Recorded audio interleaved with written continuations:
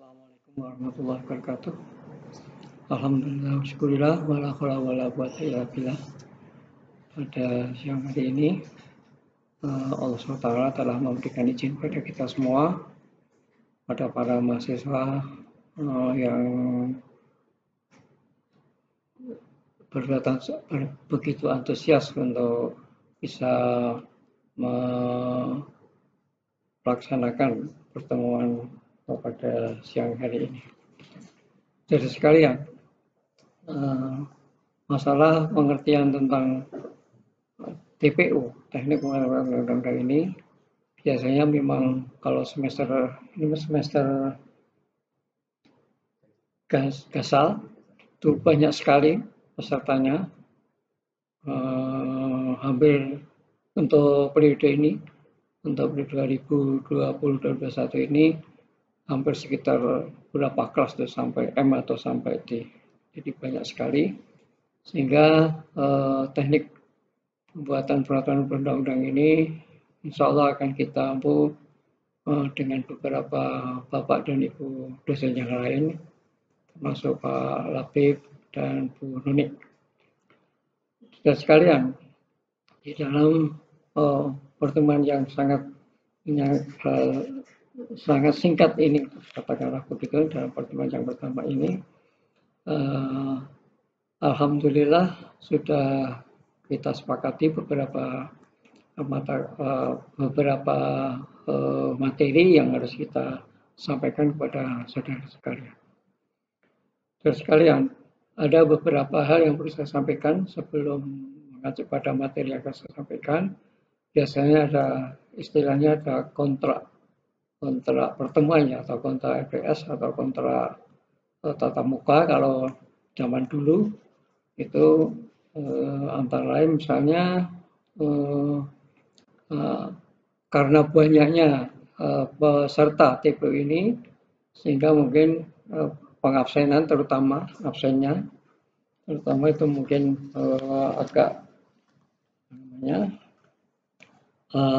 agak rumit begitu. Tapi kalau dulu ketika pada tatap muka, saya selalu membawa seluruh presensi yang mengikuti perkuliahan saya. Oleh karena itu, karena ini pesertanya banyak sekali, sehingga ada beberapa kesepakatan kita di dalam pertemuan, meskipun daring, begitu, terutama kelas jangan sampai pindah, ya, tidak boleh pindah kelas kalau nanti sudah dibagi kelas saya, dengan saya, dengan Pak Labib atau dengan Bu Nuni, itu jangan sampai pindah-pindah, sehingga kelas tetap, cuma teknik mengikutinya pertemuan di dalam daring itu boleh jam berapa nanti akan kita atur, boleh kapan Anda longgar, ya, tidak tumpuk dengan perkuliahan yang lain. Oleh karena itu, sekali lagi biasanya kita sepakati untuk presensi jangan sampai dititipkan, ya, dititipkan begitu. Itu sejak dulu memang menjadi tabu untuk penitipan presensi itu, sehingga dengan kejujuran maka 75% yang betul-betul disyaratkan itu betul-betul Anda yang hadir. Itu untuk masalah kelas dan presensi atau absensi. Kemudian karena ini daring, ya, dulu biasanya saya tidak memperbolehkan untuk HP dibunyikan atau harus dimatikan begitu. Terus sekalian, itu yang beberapa hal yang perlu kita sepakati untuk agar supaya perkuliahan TPU ini bisa berjalan dengan sebaik-baiknya. Itu sedikit tentang ya, katakanlah kontrak begitu, kesepakatan kita bersama. Terus sekalian, di dalam semester ini dengan banyaknya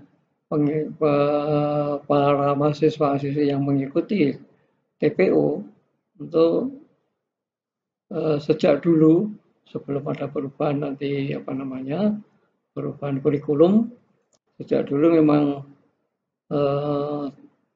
pertemuan di TPU ini biasanya saya bagi menjadi dua, dua tahap begitu. Artinya kalau katakanlah kita tatap muka begitu aja biar enggak salah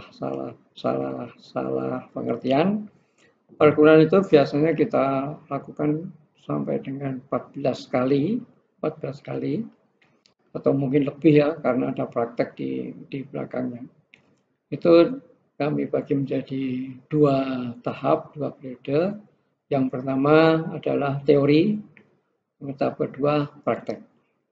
Nah, teori TPU ini akan kita laksanakan secara daring mulai pertemuan pertama sampai dengan ketujuh sebelum UAS, dalam arti bahwa teori ini untuk bahan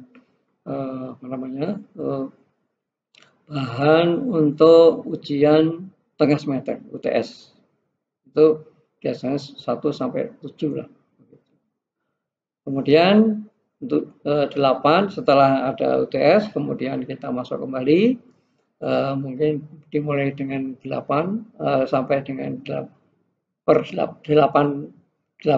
yang ke-8 sampai dengan selesai atau 14 kali sampai dengan saya ditambah mungkin 6 kali pertemuan atau 7 kali pertemuan itu melakukan praktek pembuatan peraturan perundang-undangan, baik itu membuat undang-undang maupun membuat yang kita prioritaskan adalah membuat undang-undang atau membuat peraturan daerah. Itu dua tahap itu. Nah, apa saja yang kira-kira materi-materi yang kita sampaikan pada tahap pertama itu? Ya, tidak tatap muka pertama sampai dengan tatap muka yang ketujuh lah katakan. Materi yang akan saya sampaikan antara lain terutama adalah definisi dari peraturan undang-undang, tujuan, kemudian nanti ada beberapa buku-buku yang perlu Anda ketahui atau Anda perlu Anda simak yang menjadi pedoman dari pemberian materi. Dan sekalian di dalam definisi nanti dimasukkan agar para mahasiswa itu mampu mengerti terutama arti daripada peraturan undang-undang dan sejarah pembentukan undang-undang. Ya. Misalnya terutama sistem perundang-undangan di Indonesia. Itu. Nah, hal yang demikian ini, saudara sekalian, Anda bisa membuka atau menyimak dalam bukunya tulisan Ibu Maria Farida Indarti, yaitu ilmu perundang-undangan dasar dan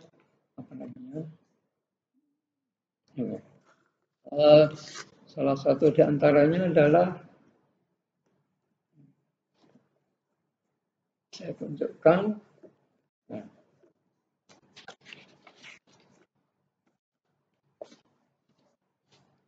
Tidak terbalik mungkin. Supaya tidak terbalik. Bisa ya. Nah, ini antara undang-undang ini ilmu perundang-undangan jenis, fungsi, dan materi muatan. Ya. Ini ada dua buku misalnya dari Bu Maria Farida ini. Ya, itu antara lain termasuk itu. Sehingga materi yang akan kami sampaikan di dalam minggu pertama itu termasuk definisi, tujuan, fungsi, jenis peraturan perundangan, asas-asas peraturan perundang-undangan, dan tata urutannya itu akan kita sampaikan pada pertemuan yang pertama. Kemudian saudara sekalian, untuk agar supaya mahasiswa mampu menjelaskan berbagai macam norma hukum, maka di dalam pertemuan yang kedua, insya Allah nanti akan kita sampaikan tentang norma dan norma hukum, kemudian jenis-jenis norma hukum, dan kemudian bahasa peraturan perundang-undangan. Itu yang kedua. Kemudian kalau kita nanti sampai pada pertemuan yang keempat, itu akan kami jelaskan tentang teori norma hukum, ya. Teori norma hukum ada beberapa teori yang disampaikan oleh beberapa pakar di sana, misalnya Hans Kelsen, Nawiaski, dan sebagainya. Itu teori-teori tentang norma hukum, sehingga mampu memahami baik bahasa perundang-undangan, mampu mengerti menjelaskan dasar hukum dengan naskah itu. Ya. Itu. Kemudian masih di dalam koridor tahap pertama, nanti termasuk kita nanti akan mempelajari tentang lembaga-lembaga negara. Lembaga-lembaga negara. Ya, lembaga-lembaga negara ini. Agar para mahasiswa juga mengetahui siapakah lembaga negara yang berhak membuat suatu peraturan perundang-undangan. Ya, itu termasuk lembaga negara. Ini ada buku yang dibuat oleh Yosef M. Monteiro SHMH. Ya, ini bukunya. Gitu. Saudara sekalian, kemudian akan saya jelaskan juga nanti dalam pertemuan yang selanjutnya tentang bentuk-bentuk peraturan perundang-undangan. Antara lain undang-undang, perda, kemudian ada bentuk-bentuk yang lain di dalam Undang-Undang nomor 11 tahun 2000, Undang-Undang nomor 12 tahun 2011 itu di paling belakang di dalam ada suatu contoh-contoh tentang bentuk-bentuk peraturan perundang-undangan, mulai dari undang-undang, perda, peraturan pemerintah undang dan sebagainya. Ada 10 atau 11 macam itu bentuk peraturan perundang-undangan yang dimuat di dalam Undang-Undang nomor 12 tahun 2011 itu. Kemudian ada sekalian, sebelum Anda nanti di dalam praktek itu bisa lancar, bisa mengetahui apa yang seharusnya dilakukan di dalam praktek pembuatan peraturan undang-undang itu, ada nanti akan kita sampaikan materi tentang proses pembentukan peraturan perundang-undangan. Itu dengan segala macam tekniknya, mekanismenya, dan sebagainya. Kemudian saudara sekalian, untuk tahap yang selanjutnya, pertemuan yang selanjutnya sekitar pertemuan yang ke-7 atau ke-8 itu nanti akan kita bicarakan tentang naskah akademik. Itu sangat perlu sekali, ya, di dalam pembuatan peraturan perundangan itu diperlukan suatu naskah akademik, baik akan membuat undang-undang maupun membuat peraturan daerah. Itu harus disertai dengan naskah akademik. Bagaimana tata cara pembuatan naskah akademik? Nah, itu nanti juga akan kita lihat dasar teorinya itu terdapat di dalam Undang-Undang nomor 12 tahun 2011. Dengan tujuan para mahasiswa mampu dan mengerti menjelaskan dasar hukum penyusunan naskah akademik. Dan sekalian itu juga bisa Anda lihat dalam buku literatur Bapak Aziz Samsudin, yaitu proses dan teknik penyusunan undang-undang. Itu juga termasuk di dalamnya adalah bagaimana tata cara membuat naskah akademik. Kemudian sekalian, di dalam pertemuan yang terakhir untuk untuk bahan ujian tengah semester itu nanti ada praktek TPU, artinya bagaimana jenis-jenis bentuk peraturan undang itu dipraktekkan, tidak hanya dihafalkan tapi dipraktekkan. Bagaimana bentuk undang-undang itu sebenarnya? Ya, Undang-Undang Republik Indonesia nomor titik-titik tahun titik-titik tentang titik-titik lah, itu nanti akan kita praktekkan di dalam pertemuan akhir-akhir dari pertemuan yang pertama itu, atau periode pertama atau tahap pertama. Itu demikian saja sekarang. Jadi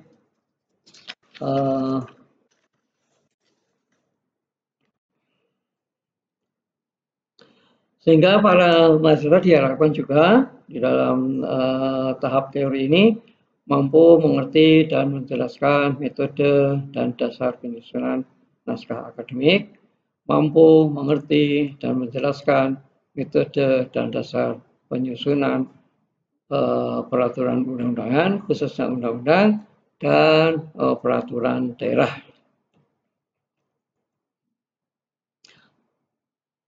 Lebih lanjut sekalian, agar para mahasiswa pengambil mata kuliah TBU ini juga diharapkan bisa mengerti dan menjelaskan dasar hukum penyusunan rancangan undang-undang, yaitu yang harus kita pelajari di dalam Undang-Undang Nomor 12 Tahun 2011 tentang pembentukan peraturan perundang-undangan. Memang ada dua hal yang perlu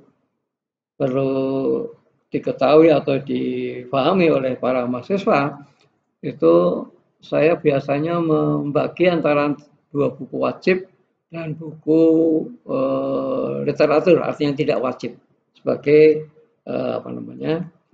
pendamping daripada buku wajib itu. Yang saya harapkan para mahasiswa itu mempunyai buku wajib, yaitu Undang-Undang Nomor 12 Tahun 2011 tentang pembentukan peraturan perundang-undangan. Sebabnya disitulah ya dasar hukum kita untuk membuat suatu peraturan perundang-undangan.